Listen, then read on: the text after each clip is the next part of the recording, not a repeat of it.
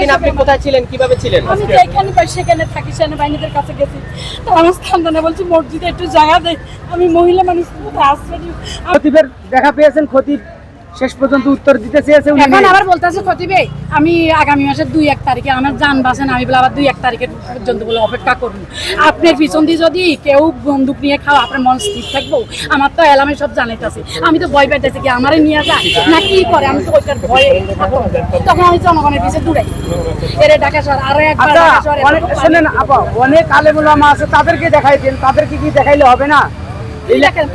কাগজটা দেখেন আপনারা, আমার দায়িত্ব শেষ, আমি তাহলে দায়িত্ব শেষ, আপনি কি এখন চলে যাবেন নোয়াখালীতে? না, আমি আবার এই যে আমি খতিব সাহেবকে যে আপনি প্রশ্ন করছেন, খতিব সাহেব তো বলছে যে আমি এটা পারবো না, অর্থাৎ সে সাইলেন্ডার করছে। এখন আপনি কি বলবেন? সাইলেন্ডার না করলে খতিব সাহেবরা যেখানে বসে না ওইখানে আমার এই প্রশ্নগুলোর উত্তর দিবার মতো একটু সুযোগ দেখ, আমি মনটা একটু শান্তি করি, ওদেরকে আমি উত্তরগুলা দিয়ে দিব। আল্লাহ যখন এলামে প্রশ্ন জানাইছে উত্তরদাতা উত্তর দিবে না? আপনি যখন প্রশ্ন বাইরে গেছেন উত্তরটা আপনার কাছে আছে, এত বোকা কেন আপনারা? শিক্ষকে প্রশ্ন করে, শিক্ষকে আবার বুঝাই দিতে পারে। সঠিক সঠিক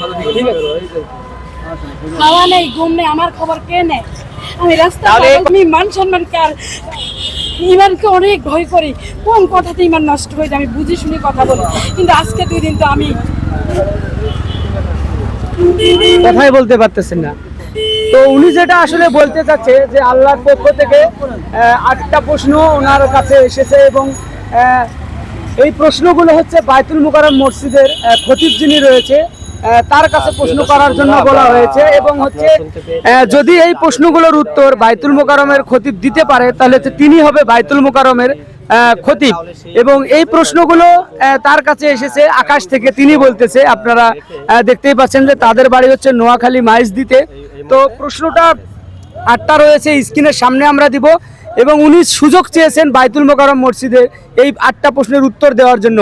এবং তিনি আরও শুনেছেন যে এই 8টি প্রশ্নের উত্তর যে দিতে পারবে সে হবে বাইতুল মুকাররম মসজিদের খতিব, তিনি তেমনটা দাবি করতেছে। আসলে আমি বলতে পারবো না যে উনি কতটুকু সত্য বলেছেন, এটা বলতে পারবো না, কিন্তু উনি দাবি করতেছে এগুলো আকাশ থেকে কেউ একজন ওনাকে বলতেছে, উনি শুনতেছে, এটাই হচ্ছে সর্বশেষ কথা। এবং আপনারা অবশ্যই ভিডিওটা শেয়ার করে দিবেন এবং আপনাদের মূল্যবান মতামত ভিডিওর নিচে কমেন্ট করবেন যে আসলেই ঘটনাটুকু সত্য, যে যে ওনার কাছে যে 8টি প্রশ্ন এসেছে তো সেগুলোই উনি কিন্তু বলার জন্য আজকে বাইতুল মুকাররমের সামনে ঘোরাঘুরি করতেছে আজকে বিগত 6 মাস যাবত। প্রশ্নগুলো তো অবাস্তব না, তাই না? ছবিটা উঠাইনি, ঠিক আছে, উনি যে প্রশ্নগুলো দেখছে এটাও তো অবাস্তব।